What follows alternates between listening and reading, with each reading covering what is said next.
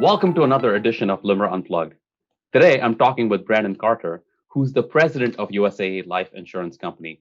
Welcome, Brandon. Thank you, Kartik. Happy to be here. Today, we're going to be discussing the impact that COVID-19 has on our industry, how the pandemic has accelerated digitization in life insurance, and how much we can expect these changes to continue after the pandemic. So, Brandon, COVID-19 has changed the world in so many ways. The way we work, interact with each other, all of these things have changed dramatically, right? It's also changed our industry, the life insurance industry. Because of social distancing, companies have had to adjust their day-to-day operations to continue to serve their current and potential customers. According to new LIMRA research, organizations' IT departments, as you are aware, were most focused on improving operational efficiencies and the customer experience during the pandemic. Almost 80% of the respondents to this survey said that the pandemic accelerated the digitization efforts. Brandon, now I know USAA has been a leader in digital adoption prior to COVID-19, but what are some of the changes that you and your organization have had to make at the start of the pandemic? Well, thanks for the kind words about us being a leader in digital adoption. Us, like most other companies, saw the major impacts as it related to moving our workforce to a work from home environment. That in itself and the processes underlying that particular change was significant. The interesting part is consumer behaviors have continued to accelerate, and our business models are accelerating to keep pace with the consumer expectation changes. And we believe that we're nicely positioned in the digital space to be able to have a consistent, exceptional experience for our customers and our members. If we think back to the period of March, the middle of March, as the country started shutting down, you and I spent a lot of time together because of our work on the Emerging Technologies Executive Task Force. What were some of the biggest or unexpected obstacles for USAA to keep your operations running at this time? Well, it was a logistical opportunity. I would say, 35,000 employees in which, 90% worked from an office, getting them to convert to be work at home. I think we today have less than 2% of our workforce still in the office. So some of that was how you get PCs and desktops and recording capabilities, and to ensure your processes are equipped and, quite frankly, in a production space that minimizes risk and fulfills our consumer expectations. We did roll out new tools to our employees that allowed them to take better care of themselves and their families. And so almost always, we believe taking care of our employees will translate into taking care of our members. And it all ends or begins and ends with member satisfaction. And we were very proud to maintain productivity standards and member satisfaction scores towards the industry leading levels throughout the pandemic. I remember having a dialogue with you sometime mid-March, and I know it's a Herculean effort and a Herculean feat to be able to take 35,000 employees. I think you mentioned 90% of them being physically in an office and being able to virtualize your workforce. Now, one of the silver linings of the pandemic was the impact on consumers' perception about life insurance, right? Our research, LIMRA research, reveals that 6 in 10 Americans say that they have a heightened awareness about the need for life insurance in this pandemic time.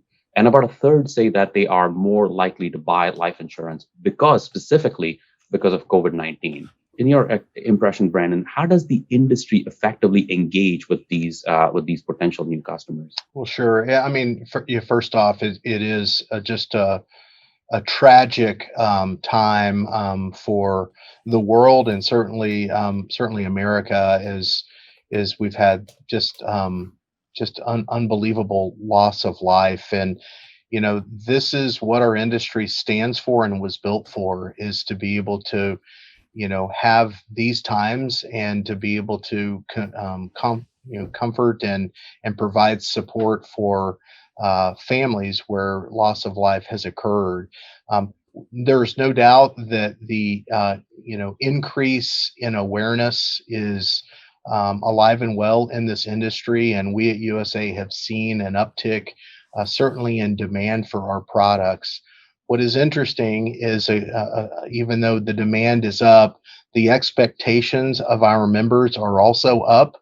And what they're looking for, Kartik, is reduction in friction in the process. So the idea of acquiring a product is very different today than where it was 10 years ago.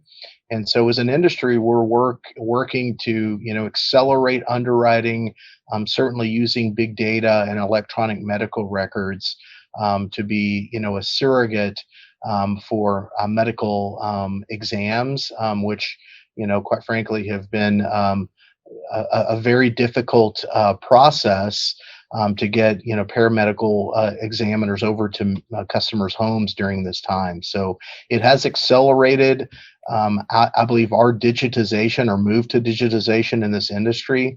But certainly this is a great time for our industry to stand tall and to get our products in the hands of more of our consumers. Yeah, I completely agree. Thank you, Brandon. So, as a result of the pandemic, companies have shifted more resources, as you mentioned, to facilitate automated underwriting, such that people could get the coverage that they need without having to engage with a doctor's visit or provide fluid samples. This has also required us, right, as an industry, to work with state regulators to allow for digital signatures and some of these other virtual practices that were always there, but not necessarily on the front burner as they have been put because of the pandemic. Now, in terms of learning new habits and establishing new behavior, and learning some positive things coming out of this environment, do you foresee some of these practices continuing to stick around after this pandemic is done? Absolutely, I do. And I think the COVID-19 pandemic has been a tipping point for many companies to overhaul their business model and support digital strategies. And you had a very interesting point. I want to just appreciate and say thank you to the state regulators of the NAIC and others that helped provide flexibility for us to serve our consumers and our members during this very, very difficult time. So I believe this is a time where our industry is going to make up ground and to invest significantly in digital. I mentioned earlier simplified underwriting, electronic medical records. I think any investment that reduces friction, where consumers can say yes, and we can say yes to consumers through this process, is going to be accelerated. So I believe those have sticking power, and I believe we're going to redefine the future because of what we've learned here since February and March of this year. Yeah, I completely concur with that, Brandon. I think it's important for us as an industry to learn some good habits and learn some good practices. As you're aware, one of the surveys that we issued recently with the Emerging Technologies Task Force was to find out what are some of the things that organizations have noticed. And I think speed of decision making has certainly skyrocketed, right? Because it's this all hands on deck mentality and an organization coming together to solve a crisis. So I think we need to make sure that we co-opt and institutionalize some of these best practices. So moving, thematically similar to what you just talked about, Brandon, with customers and direct to consumer, our monthly life insurance sales surveys show an increase in online applications over the past several months, right? And generally, the sale of life insurance sold direct to consumer have represented and make marked growth through the summer. Can you talk to us a little bit about how USAA has developed the D2C distribution channels even before the pandemic, and how this has helped essentially have helped USAA make that pivot as quickly as you have? Well, sure. Well, it's we are and have always been a direct to consumer business model, and right now that's a favorable business model to be in, and there's quite a competition to launch directly into direct to consumer. You look at USA across multiple fronts, and I would say one area, Kartik, that I believe the industry and quite frankly the economy um, is nervous about is how you measure innovation in this environment. I think all of us are measuring productivity, but some of the slower elements of innovation will rear its ugly head probably later, and potentially could have long-term impacts. We at USAA are finding ways to, quite frankly, double down on innovation during this time, to drive us even further into the direct to consumer model. We've done that for years on the banking side. If you look at, remote check capture as kind of our first big rollout of depositing your check, that technology was USAA's technology, and really helped launch us to becoming a true digital bank. In the life insurance area, I mentioned earlier, our innovation has been taking friction out of the acquisition process. And, we were one of the first life insurance companies to utilize electronic medical records in a production environment. We ultimately auto decisioned in 2019 our first case based upon electronic medical records. And now we're in the process of taking that data and quite frankly allowing us to decision on it without an underwriter actually viewing that through an automation process. So for me, it is about innovation. It's about incredible customer service. It's about great products, competitive products. But if you can't wrap it in innovation and taking the friction out of the process, it's going to be really hard to compete in the direct to consumer model. Yeah. As an industry leader, Brandon, what advice would you give others in our industry that are looking to expand the D2C distribution model? Well, I think that naturally there's competitors in the life insurance industry, but then there's those outside of the industry that I think about and others think about. That have that next level of seamless user experience. And I think of Amazon and Netflix, some of the ride sharing companies, and it is this understanding of consumer data and how to create personalized experiences, not just for the acquisition, because Kartik, I believe that all of us in the life insurance industry are trying to figure out ways to take the historic low acquisition rate in America to the next level. But it's the second step, which is re-engagement post the initial acquisition. And I think there's a lot we can learn from, the Amazons and the Netflix and the Ubers and the others on consistently driving to the next level of re-engagement. So, it's a pretty simple design concept of make things simple. We do enjoy barriers to entry today in the life insurance industry, although you're seeing startups today that started as a distribution channel that now are purchasing life insurance companies and becoming a full range either life insurance provider, or certainly you've seen it on the auto insurance side, and we're typically 3 to 5 years behind the auto insurance industry. So there is certainly significant competition here, but to me the winner take all is around data and personalized member experiences. Yeah, I could not agree more, Brandon. So you talked about frictionless, and I think the way to make the life insurance experience frictionless is to be able to leverage data, to be able to do artificial intelligence, to do machine learning, automated processing, including automated underwriting. And I would add the third thing you hit upon is not just during the sale, but post sale, right? How do you continue engaging with your customers? So, Brandon, for several years, you've talked about the importance of mapping the digital customer journey and how the work that you and your team did improve the experience of your customers and increase their loyalty to USAA. Not surprisingly, our new study finds that survey respondents believe that technology is the number one thing that will enable them to deliver on the promise of a digital customer journey. But the next two are funding and prioritization, right? So, but what are some of the other things do you think that the insurers should think about as they look to get a green light or funding or prioritization for such projects? Well, I think it's two. I think it's two things. I think the first is you got to have a very very sound process, and we use terms like agile and different ways of working, but when you're focused on customer experience, it is not a wait 12 to 18 months and then everything's going to fall into place. There's a lot of learning as you go.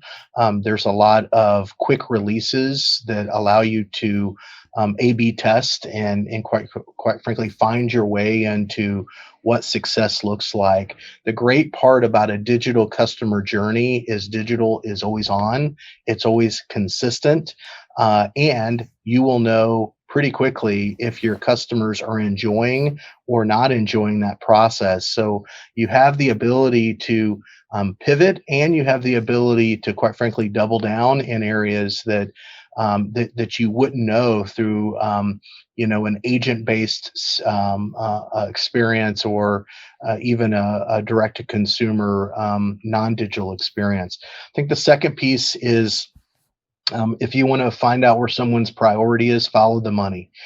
You've got to fund these journeys, and you've got to have persistent funding for these journeys. These are hard business cases, and these are more of who I want to become in the future than who I'm going to become in the next 30 to 60 days.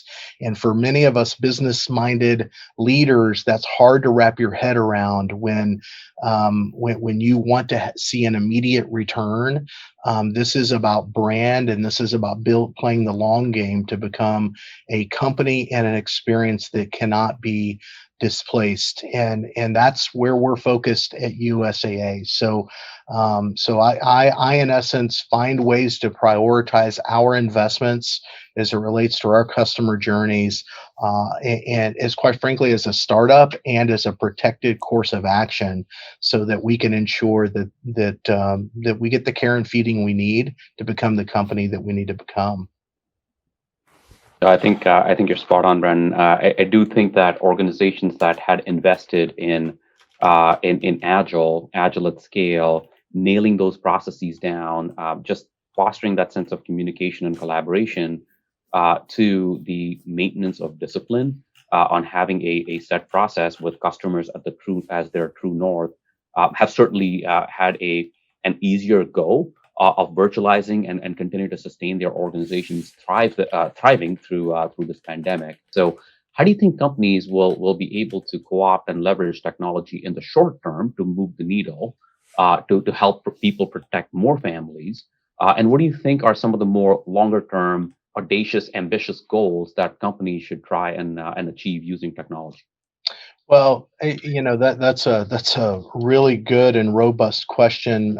We know that we have to evolve. I think the most natural evolution is what you're seeing, around robotics, processing automation, RPAs, and some of the most mundane processes. Really, kind of finding ways to efficiently drive that more consistently and reduce expenses. I think that was a good first step, and then I think the natural progression is to move more to where you mentioned, which is AI and machine learning, which again takes what is in the brain of many of our employees, charts it out, builds a decision framework, and quite frankly can exponentially scale that, so that you can have thousands and or millions of consumers going through that process in a very consistent, well controlled, and compliant process. Then I think about the work underway on, every life insurance company in America has a modernization effort underway, and many of us have a modernization underway because we over customized our administration systems. And so I think about utilizing vendor softwares with configuration, but low to no code features, that in essence, I think an important shift here, Kartik, is that says, our competitive advantage is not our administrative system. Our competitive advantage is X or Y, and it allows you to invest your technology, quite frankly, the discipline, your resources into the areas that are going to be most meaningful. Then I think about the way we work of software releases that are, release when ready capabilities versus, a quarterly release cycle, and of course the emerging technologies associated with electronic medical records, and finding ways to further engage, similar to how John Hancock has done with wearables. I think about the next level, the next iteration on engagement, both through the acquisition process, but post the acquisition process. And it's all based upon this belief of get rid of waste in your system, but scale decision making that happens today with your most precious resources, your people. Scale it through an AI or machine learning framework, but do it in a way where it is agile and it is release when ready. And I think that starts to feel like a business or an industry transformation that is very different from where we've been in the past. So, Brandon, this, as always, what a wonderfully engaging dialogue. So I really want to thank you for your leadership, not just for USAA, but your leadership of the association, and your leadership for our industry. So thank you for all you do, Brandon. It's my pleasure, Kartik. Thank you very much. Thank you, everybody. That concludes another edition for LIMRA Unplugged. Thank you so much, Brandon, for joining me on what has been a phenomenal dialogue. Stay safe, everybody.